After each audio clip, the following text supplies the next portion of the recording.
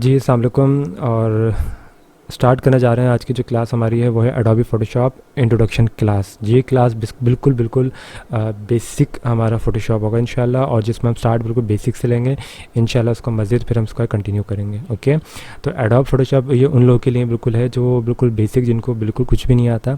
यहाँ से हम बिल्कुल स्टेप बाय स्टेप सारी चीज़ों को इंशाल्लाह क्लियर करेंगे। और सबसे पहले मैं बताता चलूँ कि जो हमारा जो फ़ोटोशॉप है बेसिकली वो मेरे पास फ़ोटोशॉप एक पोर्टेबल फ़ोटोशॉप है। मैंने ना ही कोई एक कोई हाई-फाई यानी कि बहुत अपग्रेड वर्जन यूज़ करा, ना ही मैंने बहुत ही 7.0 वाला वर्जन यूज़ करा। मैंने बिल्कुल सेंटर वाला वर्जन यूज़ करा जो कि एडोबी फ़ोटोशॉप पोर्टेबल होता है। ठीक है, तो ये सॉफ्टवेयर आपको कहीं पर भी मिल जाएगा। अदरवाइज़ अगर आपको नहीं भी मिलेगा तो इंशाल्लाह मैं हम आपको लिंक के थ्रू ड्राइव के थ्रू आपको प्रोवाइड कर देंगे, जहाँ पे आप ईज़िली इस सॉफ्टवेयर को डाउनलोड कर सकते हैं। ओके, ये बेसिकली जो एडोबी फ़ोटोशॉप है ये बिल्कुल बेसिक से आज की जो क्लास है बेसिकली इनको बिल्कुल बेसिक से आपको सिखाया जाएगा, ताकि आपका एक एक कॉन्सेप्ट फ़ोटोशॉप के वाले से क्लियर हो जाए। ओके, स्टार्ट करते हैं सबसे पहले एडोबी फ़ोटोशॉप के वाले से। एडोब बेसिक जो मैं बार बार रिपीट कर रहा हूँ, एडोबी। तो Adobe as a company name, और फ़ोटोशॉप बेसिकली हमारा एक सॉफ्टवेयर होता है जिसमें हम इस पर हम काम करेंगे। ओके, तो फ़ोटोशॉप जो है बेसिकली इसमें हम क्या करेंगे कि कस्टमाइज़ चीज़ें डिज़ाइन करेंगे। फॉर एग्ज़ाम्पल आपका एक अगर हम बेसिक की बात करें, ठीक है, तो उस बेसिक में हमारे पास बेसिक में एक छोटी मोटी हमारी नॉर्मल सी पोस्ट आ जाएगी। कुछ लाइक एलजी का लोगो शोगो हम बना लेंगे, विंडोज़ का लोगो हम बना लेंगे। तो इस तरह की चीज़ें जो होंगी हमारे पास फ़ोटोशॉप में हम उसको डिज़ाइन करेंगे। ओके, तो स्टार्ट करते हैं। सबसे पहले हम इसके इंटरफेस के हवाले से हम पढ़ लेते हैं फ़ोटोशॉप के, कि फ़ोटोशॉप का इंटरफेस किस तरीके से हमारे पास शो हो रहा है। सबसे पहले हमारे पास यहाँ पे हमारे पास एडोबी फ़ोटोशॉप यहाँ पे भी हमने ओपन कर लिया है इसको। लेफ़्ट हैंड पे आपको जो यहाँ पे नज़र आ रहा है तो ये हमारे पास टूल बार है। अच्छा, क्लास को कंटिन्यू करते हैं। एक बात बताते चलो मैं आपको, ये जो मेरा कर्सर है आपको जो नज़र आ रहा होगा इस पर बस आप अपनी नज़र रखिएगा, फोकस रखिएगा और मेरी बात को आराम से सुनिएगा, तो इंशाल्लाह आपके सारे कॉन्सेप्ट क्लियर हो जाएंगे। ठीक है, बस मेरे कर्सर पर नज़र रखिएगा, ठीक है, ताकि फिर आपको मेरी हर एक चीज़, हर एक जो हम प्रैक्टिकल करेंगे इंशाल्लाह आपको क्लियर होता रहेगा। ये जो आपको टूल्स नज़र आ रहे हैं लेफ़्ट हैंड के ऊपर, ये हमारे टूल बार कहलाते हैं। इन केस अगर ये टूल बार आपसे बाय डिफ़ॉल्ट चले जाएँ तो उसको लाने का भी हमारे पास टूल होता है, जिसमें हम विंडो पे जाके हम यहाँ पे टूल्स को हम क्या कर देंगे, ओपन कर देंगे। ये हमारे पे एक प्रॉपर्टी होती है विंडो की, जहाँ पे आके इसको हम इजीली ओपन कर सकते हैं। ठीक है, हमने यहाँ पे क्लिक करा और ये देखें हमारे पास टूल बार हमारे पास यहाँ पे ओपन हो गया। इसके साथ साथ यहाँ पे हमारे पास एक लेयर का पैनल आता है हमारे पास। अब इस लेयर के पैनल को लाने के हमारे पास दो तरीके हैं, या तो शॉर्ट कीज़ के आप मतलब शॉर्ट कीज़ से आप या तो लेकर आ सकते हैं, या आप मैनुअली इधर प्रॉपर्टीज से जाके आप उसको ओपन कर सकते हैं लेयर को। यहाँ आपने क्लिक करा, ये आपके पास तरीके से लेयर आ गई। और अगर आप शॉर्ट कीज से लेकर आएंगे तो आपने क्या करना है, कंट्रोल F7 या फिर जस्ट आप F7 दबा देगा, कंट्रोल दबाने की ज़रूरत नहीं, जस्ट आपने F7 दबाना है। जो आपकी कीबोर्ड फंक्शन कीज होती है आपके पास लेयर पैनल आ जाएगा। ओके, और अगर आपके पास लैपटॉप है तो आपने मे भी किया, आपने FN का बटन यूज़ करके फिर आपने F7 दबाना होता है। ठीक, अच्छा जी, आगे चलते हैं। ये हमारे पास डिफरेंट, हमारे पास एडिट का बटन है, हमारे पास इमेजेस का है, तो कुछ फंक्शन यहाँ पे भी हमारे पास फ़ोटोशॉप में मौजूद हैं। लेकिन हमारा बेसिक CIT का एज अ पार्ट फ़ोटोशॉप, तो इंशाल्लाह हम इसको नॉर्मल तरीके से लेके चलेंगे, बिल्कुल बेसिक तरीके से, ताकि आपके सारे कॉन्सेप्ट क्लियर हो जाएँ। ठीक, अच्छा जी, यहाँ पे हमारे पास कुछ शॉर्ट कीज़ होती हैं। मेक श्योर करूँगा कि जो शॉर्ट की हम आपको बताएँ वो आप कोशिश करिएगा वो शॉर्ट की हाथ के हाथ कहीं ना कहीं लिखते रहें आप, क्योंकि माइक्रोसॉफ्ट वर्ड में, एक्सेल में, पावर पॉइंट में, एक्सेस में कुछ शॉर्ट कीज़ ऐसी होती हैं जो अपने अपने सॉफ्टवेयर्स की होती हैं, और कुछ ऐसी होती हैं जो कि कॉमन होती हैं, जो आप कहीं पर भी इसको आप यूज़ कर सकते हैं। लाइक विंडोज़ के लिए भी आप यूज़ कर सकते हैं और अपने अदर सॉफ्टवेयर में भी आप यूज़ कर सकते हैं। बट कुछ ऐसी होती हैं जो बिल्कुल सेम होती हैं, लेकिन दोनों के जो एक्शन होता है बहुत डिफरेंट होता है। ठीक, तो इस बात को मेक श्योर करेंगे कि वर्ड की शॉर्ट कीज़ भी आपने याद करनी है, एक्सेल की अलग याद करनी होंगी, और ये याद करना बहुत आसान है। आप प्रैक्टिकली आपको जब आप करेंगे तो इंशाल्लाह आपकी सारी जितनी भी शॉर्ट कीज़ आपको याद हो जाएंगी। ठीक, बस आज की क्लास में हम इसको स्टार्ट कंटिन्यू करते हैं, और बस हम पेज लेना सीख लेते हैं कि हम यहाँ पे पेज किस तरह से ओपन करते हैं यहाँ पे। ठीक है, इस फ़ोटोशॉप में हमारे पे एक शॉर्ट की है कंट्रोल N जब हम प्रेस करते हैं तो हमें माइक्रोसॉफ्ट वर्ड में देखें हमारे पास एक न्यू पेज ओपन होगा। ठीक है, तो N से हमारे न्यू पेज ही ओपन होता है। तो यहाँ पे हमारे पास एक स्क्रीन ओपन होती है लाइक अ पॉपअप, ये हमारे पास ओपन हो चुका है, और यहाँ पे हमारे पास कुछ डिफरेंट सिनेरियोज़ हैं। सबसे पहली चीज़ हमारे पास आती है नेम, कि आपका जो डॉक्यूमेंट का नेम है वो आप क्या लिखेंगे। फॉर एग्जांपल आपने यहाँ पर कहा कि यहाँ पे जैसे कि आज हम बनाने जा रहे हैं LG लोगो। ठीक है। और यहाँ पे हमने LG लोगो लिख दिया, और यहाँ पे जो भी आपका नेम होगा फाइल का वो आप यहाँ लिख सकते हैं, ठीक।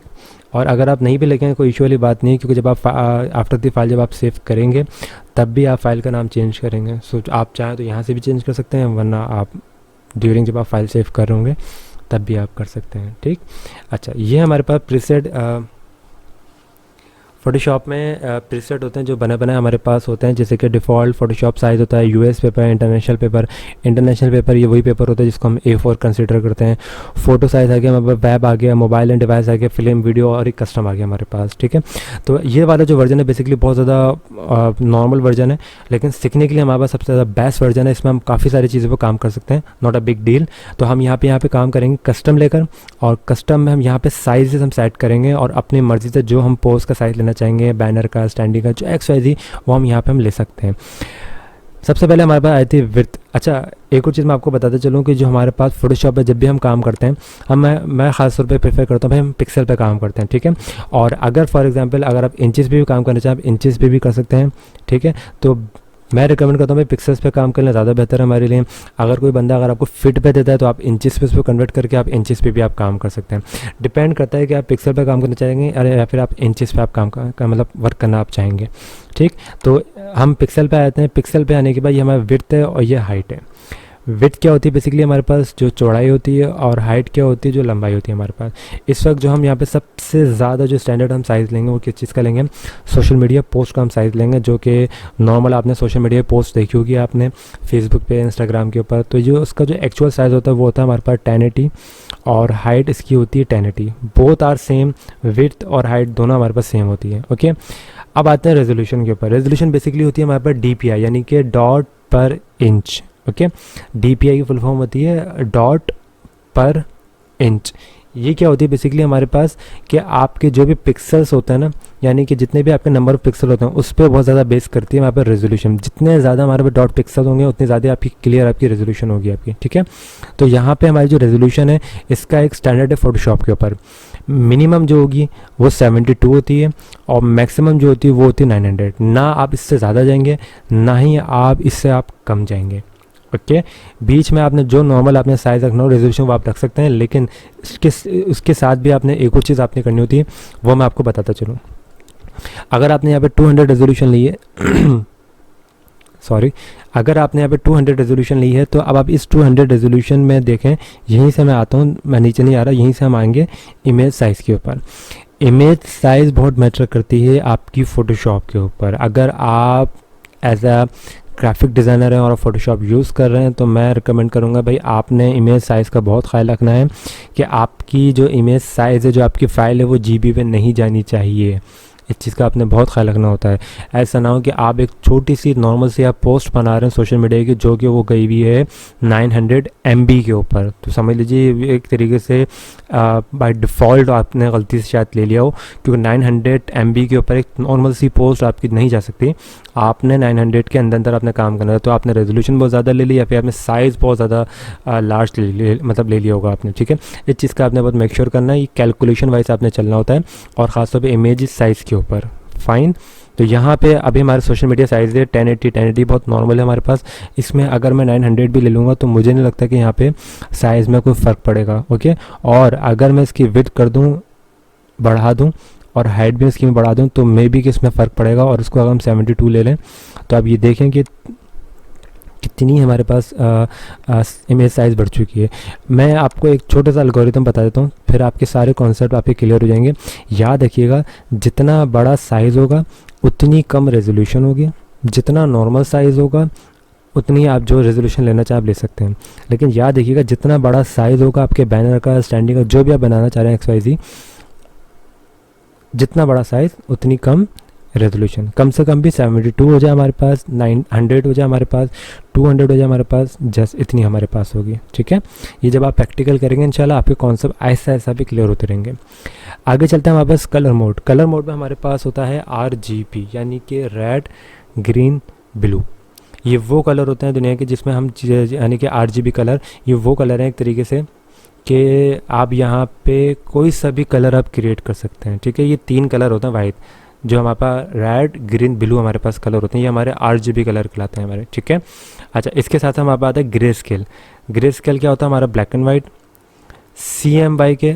अच्छा, अब CMY की अगर हम बात करते हैं, CMY की जो फुल फॉर्म होती है वो बेसिकली होती है सियान, मर्जिंडा, येलो, कीटोन। ये CMY के, ये वो कलर होते हैं जो हम प्रिंटिंग के लिए हम यूज़ कर रहे होते हैं। फॉर एग्जांपल अगर आप अगर आपके पास किसी प्रिंटिंग के हवाले से कोई वर्क आया आपके पास, और आप चाह रहे हैं कि पेंटिंग वाले ने आपको वर्क दिया, तो आप जब उसको फाइल ट्रांसफ़र करेंगे आफ्टर कंप्लीट द वर्क, तो आप उसको CMY की फाइल में बना कर देंगे। अगर आप उसको RGB में बना कर देंगे तो ये मेक श्योर करेंगे कि जो आपने कलर लिया होगा ना, उस कलर में बहुत ज़्यादा फ़र्क आता है। तो इंशाल्लाह हमारे आगे वाली क्लासेस में हम इसको भी हम डिस्कस करेंगे कि RGB में और CMY के में क्या फ़र्क होता है, और बहुत ज़्यादा फ़र्क होता है दोनों के कलर्स में हमारे पास, ठीक है। फिर ये हमारे पास आ जाएगा बैकग्राउंड कॉन्टेंट, जिसमें हमारे पास वाइट ही रहेगा, इसको ज़्यादा हम छेड़ेंगे नहीं। एडवांस सेटिंग में भी हमें जाने की ज़रूरत नहीं है, क्योंकि हमारा बेसिकली बेसिक चल रहा है हमारा ये, हमें जस्ट अभी आगे कंटिन्यू करना है। और बस इन सब सेटिंग को करते हुए, मद्देनज़र रखते हुए और सब चीज़ों को देखते हुए हम यहाँ पे आके कर देंगे जस्ट ओके। और इस तरह से हमारे पास एक सोशल मीडिया का साइज़ आपके सामने आ जाएगा। आज की क्लास को इतनी रखते हैं और मिलते हैं इंशाल्लाह नेक्स्ट लेसन में। जब तक के लिए अल्लाह हाफ़िज़।